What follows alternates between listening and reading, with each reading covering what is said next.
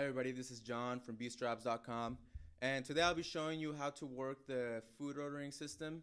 And we have a really extensive feature which allows you to do a ton of stuff. And this is going to be good for you to start selling food on your mobile app so that you can really tap that mobile market, which your customers are really going towards. So how you do that is the first thing you want to do is head over to your CMS panel here by using your credentials. Navigate to Edit and click on Build. Once you do that, you could select Add Feature, and what you want to do is type in food ordering, and it should come up automatically. You just click this tab right here, but I've already done that, so I'll go ahead and exit out of this. And once you are in the food ordering system, select Edit Content, and you'll be taken to this screen right here. This is where you'll be able to do a whole lot of stuff. And what I want to do is take a top-bottom approach and show you kind of step by step how to work the entire food ordering system. And I'll be showing you how to add items and change pricing and add sides, different kind of stuff. So the first thing you want to do is screen feature name. That's basically what's going to show up on the app icon. We could name it order or online ordering or app ordering. Let's name it order now. Could be the name of the app. Feature. If you keep scrolling down here, we allow you to integrate your app with a bunch of third-party applications like MyCheck, Menu360, Eat24, and Grubhub. So all these could be integrated if you already have a mobile food ordering system, and all you have to do is set it up with your app. It's really easy to do. It really takes only a few minutes to set up, and your customers will be ready to start ordering. If you don't already have a food ordering system in place, we have a full-fledged system which will allow you to do pretty much anything that you want to do. So let's walk step by step on how to work this feature. So first, let's head over to locations. The first thing you'll see is the Start Order button. This is just the name of the button when you open your food ordering app. That'll direct you to start ordering food. So you can name that button whatever you want. Order pizza or order now. I can't type today. You can name it order now, and if you scroll down here, this is where you can add multiple locations. So maybe you have a couple or 3 different stores that you want to add in there. You can do that by simply adding a new location here, and it'll walk you step by step on how to do that. You can set up opening hours. Maybe some of your locations open at different times, and you can do that here. You could cancel certain days that you might be closed, like for example Saturday and Sunday you might be closed those days. And here's what you would type your address of your location, and go ahead and click Save once you've included your location. Once you've done that, head over to Services and select that menu option. And here you can see that you have the option of selecting dine-in, takeout, delivery, and all you have to do is switch this little toggles to the right and to enable it. So once you see the orange color, that means it's enabled. Here where it says takeout, you can add different days. For example, if you want to have food ordered 4 days in advance or 2 days in advance, you could select that option here. If you don't, just select 0, and you can do the same with delivery. So somebody might want something to be delivered a couple days before, or a couple days in advance. They might order, and so maybe they're gonna have a party and they just want to lock in that order. So what you want to do is just select 2 days in advance or 3 days or however many days you want that to be. If you toggle on delivery address validation, this will prompt the user to enter their address to validate it, and it will basically force them to do it. And you can set a delivery radius. So maybe you don't want to deliver 20 miles from your shop. You could actually set a few, maybe you want, let's change this to miles here. Maybe you only want 5 miles away because you live in a small city. or you just want some type of restriction. So you can do that by setting a delivery address validation. You can set a delivery minimum here. So maybe you don't want to take the time to deliver an order if it's just going to be a burrito or two tacos, for example. And so by setting a delivery minimum, you really restrict your user from ordering only a $3 order and you having to drive it all the way to their house. So let's change that to 20, for example. There's a $20 delivery fee, or I'm sorry, delivery minimum. And if you keep scrolling down here, you'll see a delivery price fee. And that's how much money you would charge a user for being able to have their food delivered. So maybe you want to have a $7 fee. That's actually pretty common where I live to have a $7 delivery fee. So you don't have to take a loss on gas. You can just regain that money and maybe profit a little bit there. Which takes us to fee delivery amount.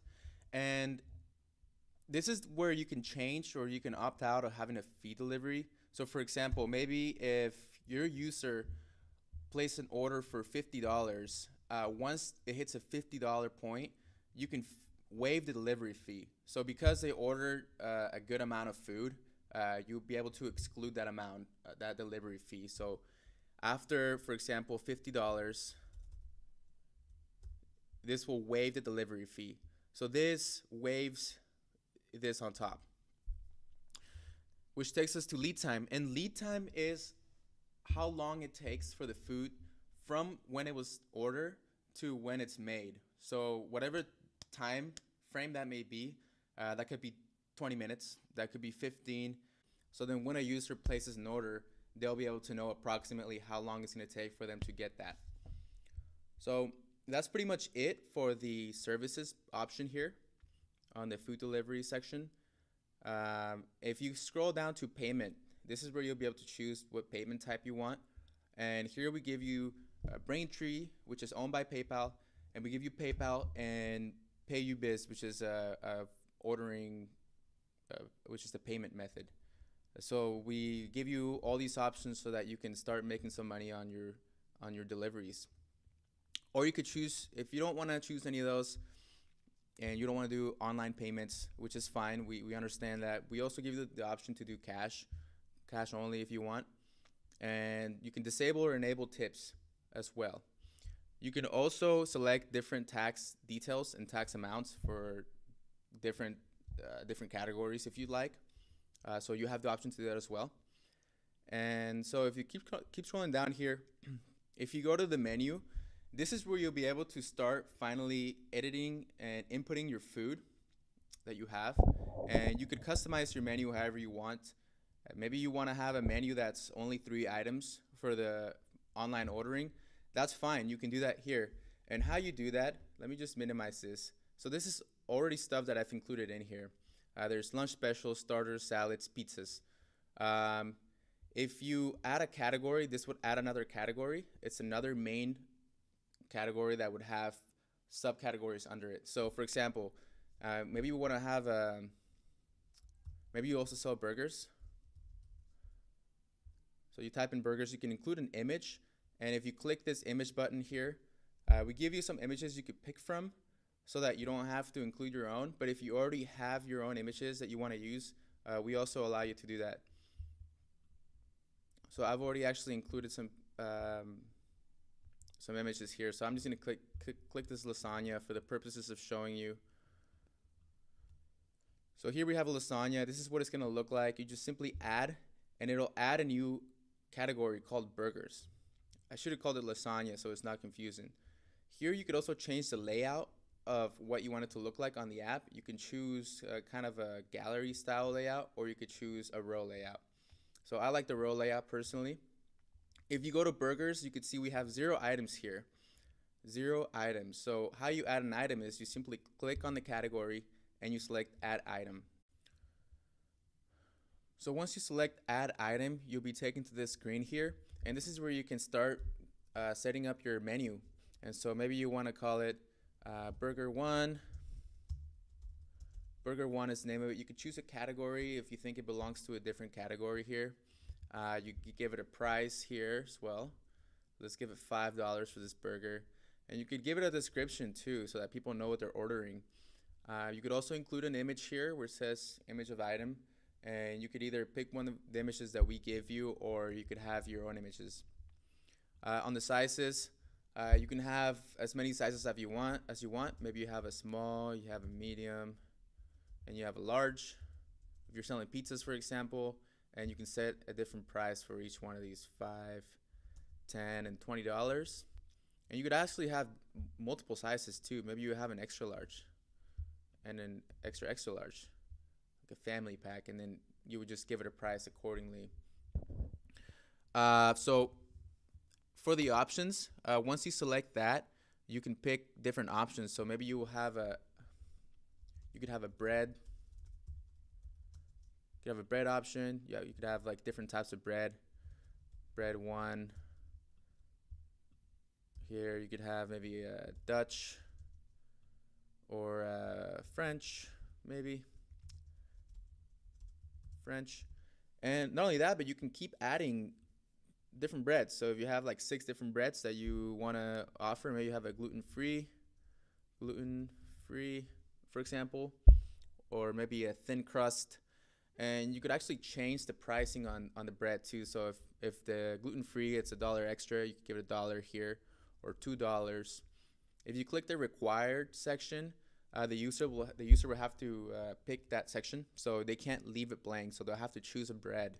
But if you don't choose that, they can actually leave this blank if it already comes with a certain type of bread. And if you click add type, this will just add a different category. So now you, for example, maybe you want to start adding different types of meat, and then you can start writing here chicken,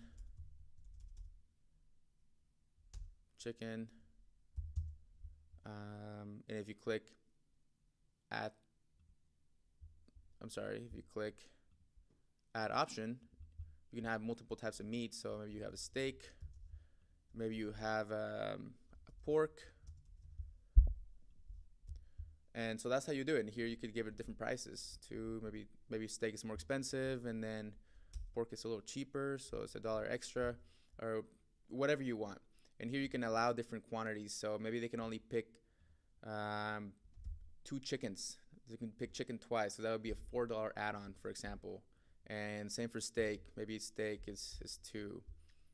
So that's how you would do it. And then you have different options here for maybe you have a vegetables option, and then you have a special condiments or special sauces, whatever you want to add. And then finally we get to availability. And that's basically if you have multiple locations and you can choose that item to be sold in that location, or you could change, maybe you don't offer a wheat, or maybe you don't offer like a gluten-free option in one location, so you can actually exclude that. And you could also change your availability as well. And just go ahead, and once you're done, you click add, and then you'll have that burger one here added. And that's how you would keep adding items. You just click add item and go through the process again. Once you're done, make sure you click save so that you don't lose your changes in case your computer crashes or you have a blackout. You never know. So make sure you, along the way, you start saving your changes. So once you save your changes, it'll take you back to the location screen. So that's how you do the menu setting. You could also here, if you go to the emails, this is the information that's going to appear on the message. So not only for the person who ordered the food, but for the business owner, you could choose the destination here. So how you would do that is you would go to admin receipt. So you would just type your email here, and this is where the email is going to appear, either on your personal email or your phone or the business email, or wherever you want the order to go. And then this is the email subject, new order has been placed. And you could actually edit certain things. I wouldn't recommend editing this stuff because it's already pretty self-explanatory. It's pretty it's laid out so that anybody could understand. So this is like the delivery name and stuff like that. So I wouldn't recommend messing with any of this stuff. And so this is the customer information here that you could change as well. So you could change the subject.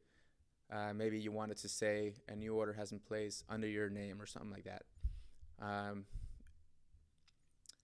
And so that's how you work the food ordering system. I will go ahead and make another tutorial on how to set up your printer so that you can get automatic orders on your printer once an order has been placed from a mobile device. And so if you guys have any more questions, feel free to contact our team at support@bistroapps.com. And we'll see you next time.